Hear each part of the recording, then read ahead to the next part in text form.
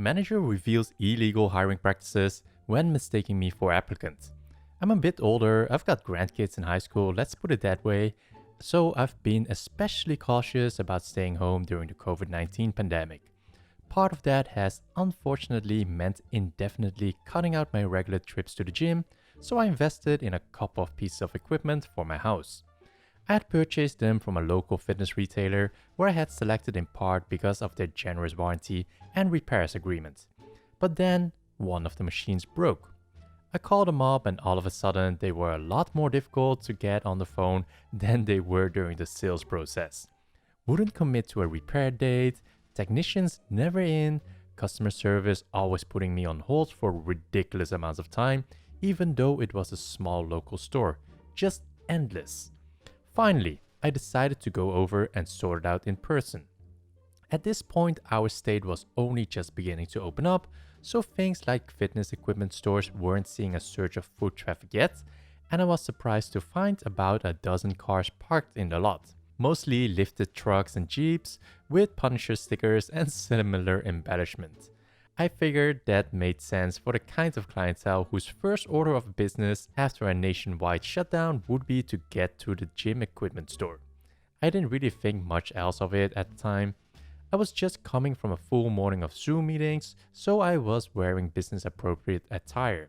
Dress pants, pearls, knit turtleneck, the works. I came in and saw a line of buff, meaty guys lingering around near a counter, looking as though they had also just come from work and figured they too were waiting to talk to customer service. They looked surprised to see me, but I figured it was because most old people are staying put right now if they can help it. I gave a polite wave and otherwise kept my distance. After a few moments, I realized the employees were calling the buff meaty guys by name and taking them into a back office to deal with their concerns. And I figured it was social distancing measure, so I went over to a guy wearing a store uniform, calling names and asked, "Excuse me, do I have to take a ticket or get my name on a list or something?" He seemed surprised too, but again, I chalked it up to age. He said to wait a minute. I asked if I should get started on any paperwork. A lot of the other guys were filling things out, and I figured they were claims related to repairs or other information I would need to provide to expedite the process. But he just kept insisting I wait there. Meanwhile, a more senior guy kept surfacing every few minutes, calling for people to talk to him in the back, Brad, Tony, but then the more junior guy pulled him to the side and pointed me out. I waved. The more senior guy came over and asked, "Hey madam, are you sure you're in the right place?" And I replied, "Oh, definitely, I've been planning to come down here all week." And he said, "Alright then. We can chat right now. You want to come on back? You ready?" The beefy guys were exchanging some puzzled looks, but I thought it was because I was jumping the queue. I assumed they were prioritizing me because I was at the highest risk. I said, "Oh, that's sweet of you, but most of these men were here before me. I'm fine to wait. Why don't you give me any requisite paperwork to take care of in the meantime?" But he just shook his head, going, "Well, before you fill anything out, why don't we talk first?" And off we went. I sat down in a small back office across from these two men at the desk. It seems like quite the to-do over scheduling a simple repair, but I figured this was life in the new normal. So they looked at each other as though neither quite knew what to say. And I'm thinking, is this both their first day on the job? Let's get on with it here. Finally, the more senior one cautiously ventured, "So, do you have a lot of experience with the specificities, inner workings and maintenance of gym equipment?" Now, I'm thinking they are trying to find reason to put me at fault and void my warranty or otherwise upsell me. So I shoot back the curt but truthful answer, "I've been working out every day for longer than at least one of you has been alive. I can look at any model on your floor and tell you what they do, why, and which features are necessary versus which features are just extra flash designed to line your pockets. And I definitely know a working machine from a broken one, so I don't even know why this discussion is necessary. Just tell me what information you need, I'll sign what I need to sign, and let's get this taken care of."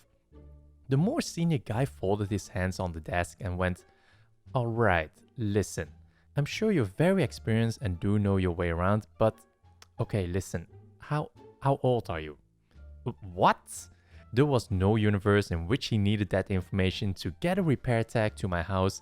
I was really and truly lost at that point. Was he coming on to me? Was he insinuating there was no use in fixing my machine because I would be dead soon enough anyways? What? What could that possibly have to do with anything? You have no right to ask me that. The more junior guy whispers, "Hey, yeah, I don't think you're legally allowed to ask that." So that's when it all starts to click for me. The senior guy, in rank only, he couldn't have been a day over 30, put his hands up in a shut up gesture to his partner and continues, "I can't tell if he's trying to walk back his earlier statement or double down on it, going, it's just that when the clients come in, they are going to have much easier time trusting someone who looks like them. So it's not even so much about age than that you are a woman." The junior guy gasps in pain dismay. "Bro, no," and turns to me. Switching into professional mode from night to day in an instant, what my colleague meant to convey is that we are targeting a certain demographic, and he ran out of buzzwords with that sentence alone. They realized the situation was getting away from them at that point as I sat in silence, staring daggers into them. Finally, fully understanding that I had walked into a pool of job applicants and been mistaken for one. I said, "You realize it's illegal to ask an applicant their age or discriminate on the basis of gender?" The senior guy definitely thought he had the situation handled as he exclaimed, "It's really not about us, madam. We're trying to keep you safe, you know? We're not saying you can't work here, like that you're incapable, just that you shouldn't, like we're doing you a favor by not considering you really. There's a lot of heavy lifting that's not safe for older people. Your bone density decreases hand over fist as you age. Haven't you noticed that? And you would be in stores alone sometimes with other employees. You would be the only woman here. That would be very uncomfortable. For you, I mean." I wanted to be sure I had my bases covered, because I'm lucky to have stable employment, but plenty of my old bitty peers are struggling right now, and it infuriates me to think they are ever dealing with this kind of bullshit. So I went, "Well, thanks for your concern, but times are tough and I'm qualified for this position, so I would still like to fill out an application." The junior guy looks like he wants to give me one just to make this end, but the senior guy said firmly, "For all the reasons I just outlined, I don't think that's a good idea." I'd heard enough. No way this infant sweat-stained owned and operated a business, so I asked to speak to the owner. They said the owner wasn't reachable by phone. There was a tray of business cards on the desk, so I picked up the one with owner listed on it. While it did only have a phone number for the main business line, it also had an email. So I said, "Guess I'll just email him then. Now I need your full names." The junior guy said his name was Ken Lopez. Fine. The senior guy said his name was Brian Smith. I nodded and asked, "Hey Brian, why's your shirt say Andy on it?" I found his real card and took it for my records. I didn't want to give the guy any opportunity to hide behind those bogus excuses, so as I turned to leave, I concluded a final time with feeling, "Just so we're clear, you're saying you will not even let me apply for the job because you won't consider me based on my age and gender."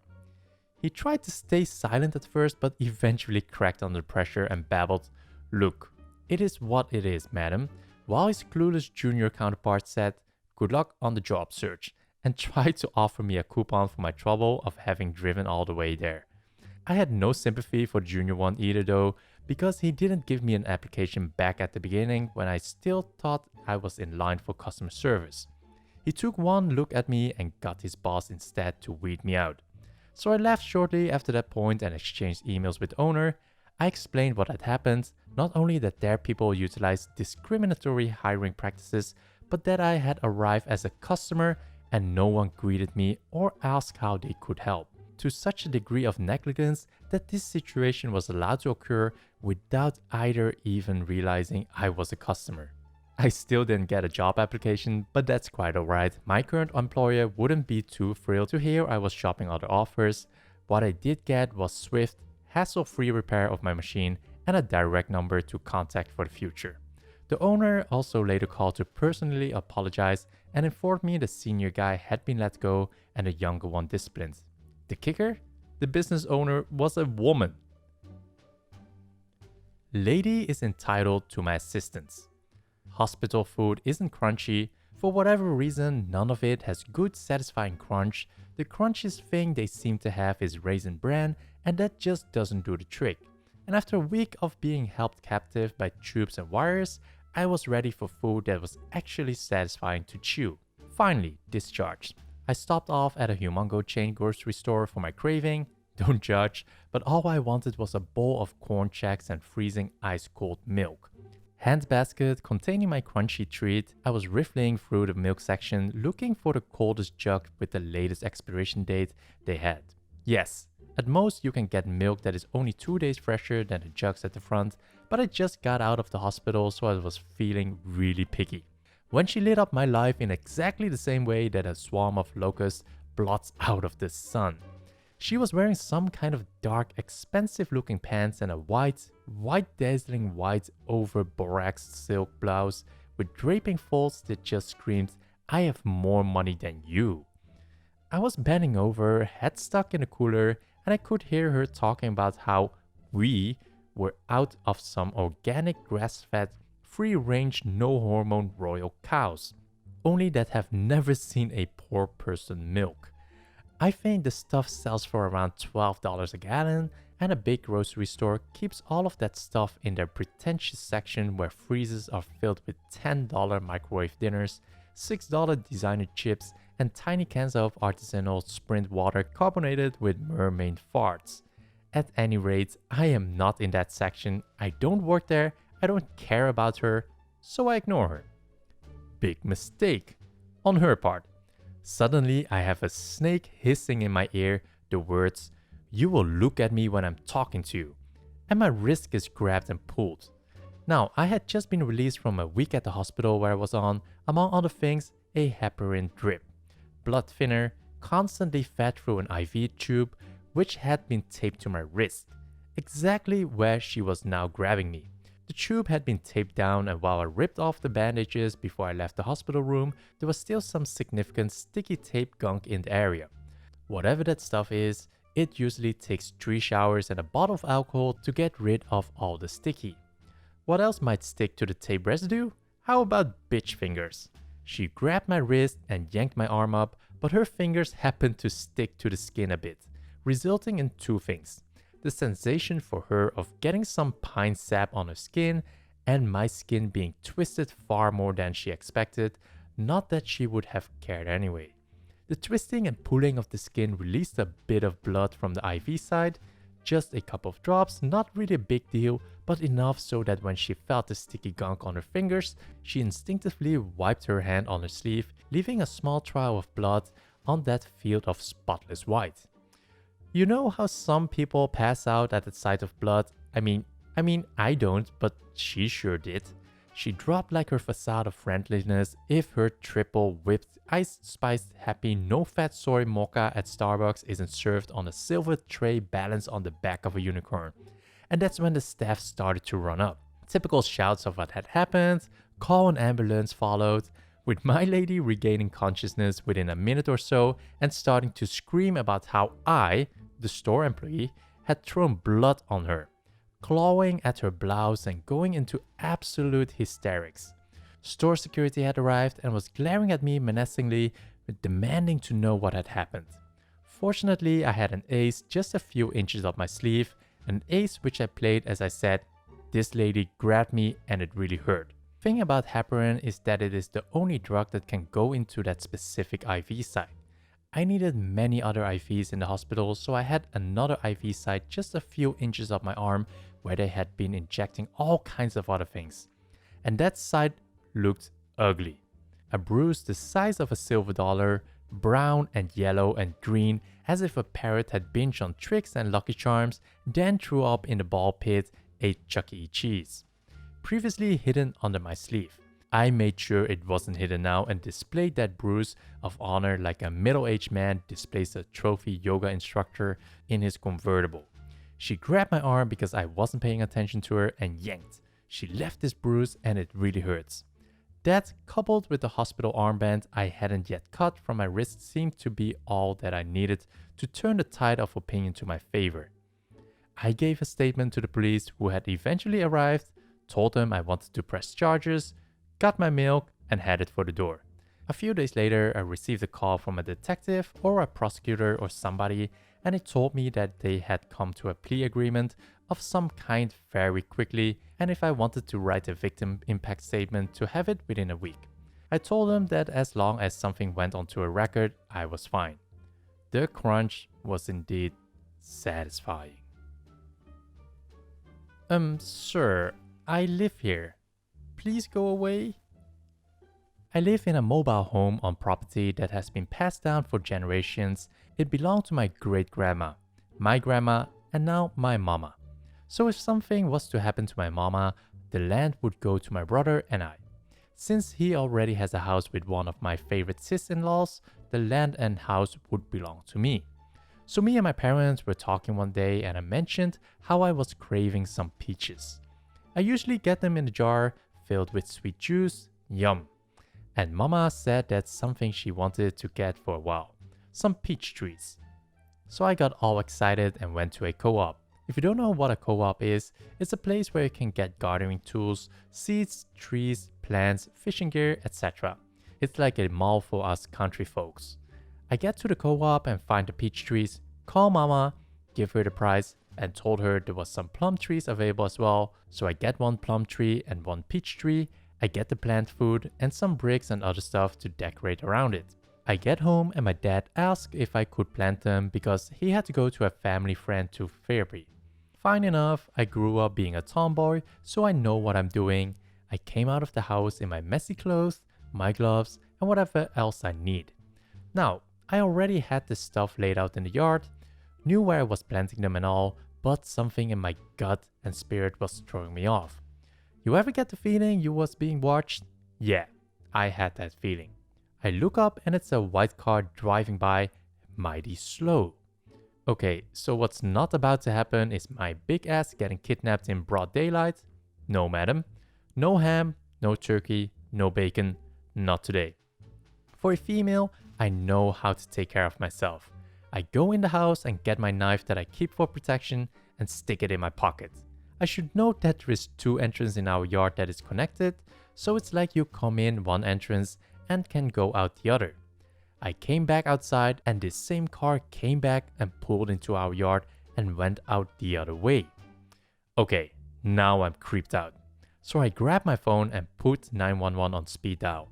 I've lived in this neighborhood my whole life, but I'm a homebody. I don't like going out that much, so after I put the phone on speed dial, I put it right next to me on my small table and get started digging my holes for our trees.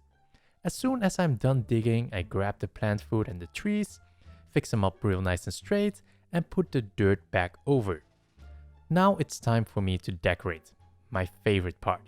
I grab my bricks and everything else, and not even 5 minutes of me starting, the same damn car is driving by. But this time, it came into the second entrance and pulled all the way into the yard and stopped. Some tall, lanky guy steps out and says, "How much?" Huh? How much you charge to do this? I like the work you did. I'm looking for someone to do a job like this. So I'm looking at him all confused and I say, "I'm sorry, sir, but I don't do this for work. I'm just planting in the yard." He gives me a side eye and says, "How do you not do this for work? Clearly the owner of this house paid you to do it. Just give me an estimate. A man like you can do the work." Okay, I know I'm a damn tomboy, but how in the hell do you mistaking a female with big titties, a fat ass, and thick thighs for a man? So I look at him all mad and say, 1. I am not a damn man. 2. I don't do this for work. 3. This is my house and you are trespassing. Did you not see the no trespassing sign on the tree by the entrance? Big and black sign with big capital red letters. So now he got this. I don't want to hear no excuse attitude and says, "Look man, I just want a damn estimate. It's not that hard to do. Just come up with a price to do the yard work." Yep, right about now, I'm pissed to the highest level of pissivity. I remembered I had my phone already on speed dial, so I told him to either leave willingly or the police will be called. Whole time I already pressed dial. This fool really stood there for a second, completely stepped out of the car and stood next to it and said, "No." Said somebody was gonna hear about how I who to him is still a man, won't give him service, then asked the stupid question, "Where is my van or truck with our company name?" Yep, my level of festivity is going higher. I'm giving the 911 operator my address, and when he said that, I screamed out, "Get your ass off my property. I told you bare real looking ass this was my house and that I wasn't a man, but you're about to get your saggy body built like a pickle ass beat like I'm a damn man if you don't leave." Mind you, I have my other hand in my pocket with my finger on the button of my knife if he tries something. The whole time he's still standing there arguing with me. A few minutes go by and the police show up, and it just happens to be a cop I've known since I was a kid. He was my big brother's chief when my brother was a policeman, knew my mama and my daddy. Boy was I happy to see him. Soon as he stepped out and asked what happened, I couldn't get a word out before this maniac went ape shit crazy about how I, an employee to a gardening company, cursed at him, true, threatened him, also true, and assaulted him. Oh, now, false. Chief looked at me and at the house and back at me and said, "Baby girl, is that you?" I looked at him, took off my garden hat, showing my high afro puff, put my glasses on and said, "Yup, it's me, Chief." Dude jaw dropped, then looked me up and down. Chief said, "This is a female, sir. She lives here in this house. I know her and her family very well. She doesn't work for a garden company. She and her parents just like to garden in their yard. You have been warned to leave this property because it's a private property and you refused. So now I have to arrest you. You better be glad she didn't assault you like you claim she did, because for one, with this being their property, they have a right to defend themselves on this property if you are still on it. And two, this girl grew up watching wrestling and wrestled with my boys. She would kick your ass. Okay, hands behind your back. I'll call a tow company now to pick up your car." Meanwhile, I'm just standing there, a big ass grin on my face. When the chief was leaving, my dad pulled up and asked what happened. I told him the whole story and he pressed charges because he was on our property. Oh, and now we have fresh peaches and plums that are so sweet, they've given me sugar bumps. Little tiny bumps that comes up from eating something extremely sweet and are very, very itchy.